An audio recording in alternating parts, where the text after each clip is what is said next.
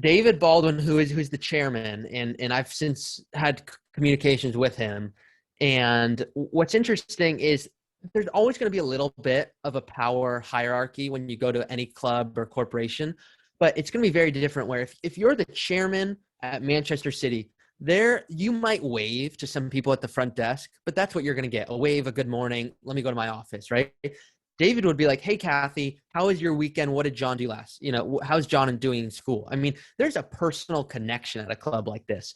And so there's nothing wrong with going to a big corporation. You're probably going to get paid more. There's going to be benefits and all these awesome things with a Manchester City. But the power hierarchy was so interesting because I didn't know who was the head of marketing versus who was the lowest in ticket sales, and they treated me the same. And that's pretty special.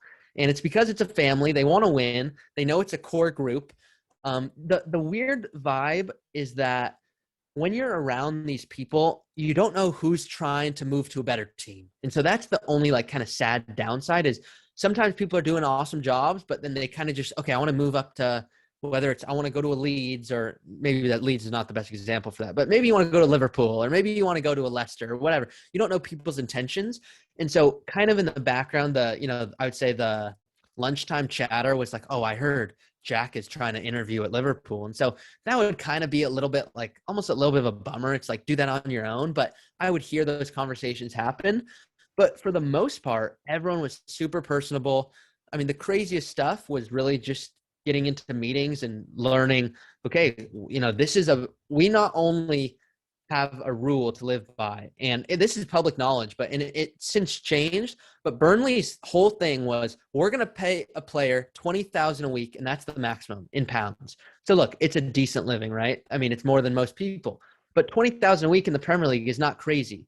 And Mesut Ozil, even Wayne Rooney back in the day was on a super high salary. Look at Aubameyang, just signed a 350,000 a week contract, 350 a week, 20 a week. So, and they're sharing a pitch together. That's a very different life. And so what was special about Burnley is they had this rule that no one makes more than 20. So a bunch of guys were on this 20 a week. So it's cool because around I'd get to go visit. Maybe half the day I'm in the office. The other half, I'd get to go to the training ground. I get to watch them play, help move goals, whatever. And what was super cool is that there was not tension on the training pitch because you're like, we kind of all know what everyone's making. Versus you go to an Arsenal and here you've got, Kieran Tierney, left back, making 180,000, and then Bukayo Saka, who's having a standout year, is making 30,000 a week. So it's hard for people to kind of conceptualize what that means. But that's almost I make $5 million and live here, or I make $800,000. You're not a superstar. Aubameyang's driving around in crazy cars, and so that was not the vibe at Burnley. Burnley was very working class.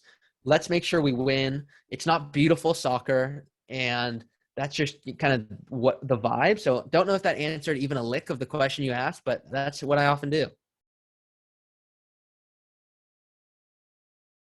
Those players clearly, they'll come into the office. The office is a part of the stadium. So if you're ever watching Burnley on TV, in the upper right, you're going to see a blue box, and it's in FIFA, actually. That's where we worked out of.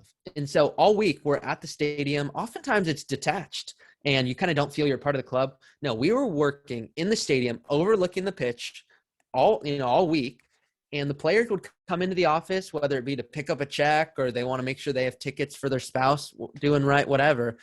And that was what was crazy, is that translated onto the pitch, just like you're saying. I wouldn't have believed it either. I would have been like, I feel like it's kind of separate. They're out training. They know they have a job to do. But no, they come in and, they would call the ticket salespeople and be like, hey, Jackson, I need to make sure there's 4 tickets. My cousin's coming. It's like, what kind of player who's making 20,000 a week starting on the weekend, against Arsenal, is calling the front desk lady at Burnley and saying, hey, it's pretty epic. Pretty alone. So I got to live with a guy named Dale Robbins Bailey, who was in the sales department of doing hospitality. So you're selling, to local organizations, trying to get people to come in, and you're also making sure when the big names come, because a huge part of being the Premier League is that Manchester City's coming to Burnley. It was a big deal.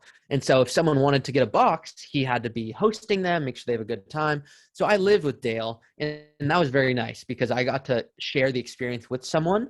And so at first it felt kind of alone. And then truthfully, I had really bad acne at that time. And so I was very embarrassed to go out often. I felt really bad to go to the extra events, that I didn't kind of required to go to. And so he kind of helped me say, hey, don't worry about that stuff. Let's go and do the thing. So he was a nice confidence boost when I did feel low.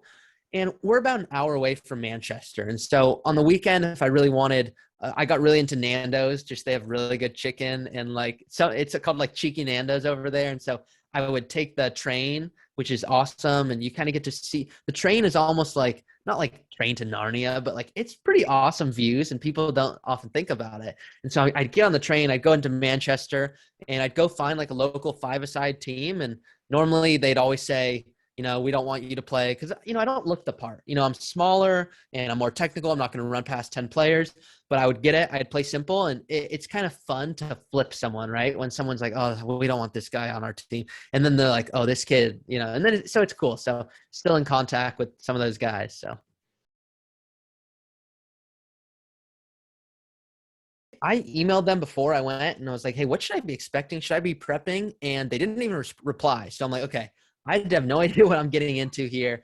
They really didn't have a plan. Like, hey, here's a seat, take notes, and like try to be helpful. And so it's really on me to take the initiative. And there's a good and a bad. The bad is if you're a person who doesn't like to take that initiative, well, you're going to be bored and say the internship kind of sucked. If you're good, you're going to get to go, okay, I'm going to overstep lines. This is what I do. I kind of overstep lines where maybe I shouldn't even be doing so, but I just do it where I'm going to walk into the meeting and kind of offer water to a player. And then I'm just going to bring water back in and then and just sit down. No one asked me to sit down. No one said I could be in the meeting, but my idea is I want to learn from this. So let me go offer someone water so that I can then come into the meeting, sit down like I'm supposed to be there. And so I would walk into meetings all the time that I was not even invited to, just so I could sit, learn from them, and then be like, hey, I don't know if you noticed this from the meeting, and try to add a piece of value. And then they go, hey, who are you? And I'm like, oh, I'm an intern. They told me I'm in marketing today. Even though they didn't, I would just lie and say I'm in marketing today and then spend the day there. No one was overwatching and making sure I had a good time. It was more so about like, okay, you want to be around the club? Like you can do this. And at first it was almost like they're doing me a favor for a friend. And who knows if Rick Perry, who connected me, told David, okay, this is some guy in California and we're just doing this to be nice. I don't really know their conversation. I knew that I didn't really care because I'm going to take advantage of it. And so during lunch, I'm going to go out into, even if I don't even know if I can get in trouble, but I'd go out onto the pitch and take a pen, or I'd like do a knee slide. Like I would do crazy stuff just to feel like I'm part of the club. And so I really had a blast because I kind of didn't listen to rules. And I wouldn't say that's great for everyone, but if you do want to work at a club or do anything like that, there's going to be Amazons of the world, which is like a Manchester City where it's going to be, okay, you're going to spend from 8 to 10, you're going to be here, and then you're going to have lunch. And then mine was just like, listen, do what you want. And like, I would be spending time around in the locker room all the time. I just like juggle around the field. I mean, I'm really a kid with the ball almost all the time still. And so wherever I go, I just kind of have to have one because it's just too fun. It's honestly too fun to me. I met Sean Dyche. They called him the Ginger Mourinho. Very nice guy. And I don't know if you've ever met someone where you're like, I just get their vibe. Like I just like that person, or I could see myself with that person, or I could be friends with that person. Like for me, I get that sense like 2-3 seconds into a conversation. And with Sean, we happened to be at one point just at a walking around a similar table. I just stopped him because that's the type of stuff I do, which is weird. And I say, hey, just wanted to let you know I'm an intern here. If you need anything, happy to help. And he's like, oh, awesome. Like kudos to you. How did you get here? That whole thing. So got to tell him a little bit about my story. And I just said, like, tactic wise, I know what you're doing is awesome, but is there anything you want to do different? That was kind of my question. And he's like, look, you work with the players you got. I want good people. If they're good players, that's a bonus. And so that was what was kind of interesting is it's really people oriented, almost not more so than the soccer because you have to have the quality. But if you look at the players we've gotten this year, like a Josh Brownhill, who's like a hardworking center mid, awesome guy. All of our players have no attitude versus, and I just hate to say it, but on my own team, Arsenal, which I support as well, like a Nicolas Pepe kind of has a bad attitude. Aubameyang, he's late to the meetings. It's like that would not happen at Burnley because they just care too much. And so Kieran Trippier, I was like shaking in the taxi, and he's like, this guy's just a weird dude. I just couldn't believe it was him. And then Tom Heaton was probably the nicest guy. Just because he normally goalkeepers. I don't know if you found this in your experience, but they're always like a little weird. Like there's just something sometimes a little weird about. I don't know why, if they have to watch the game or they're not feeling part of it because they play a big role. But Tom Heaton was not that. I was like, this guy could be a center back. He's just a good dude. He just yelled Burnley through and through and had a great haircut. And so I was like, dude, this guy's just crushing it. He looks clean.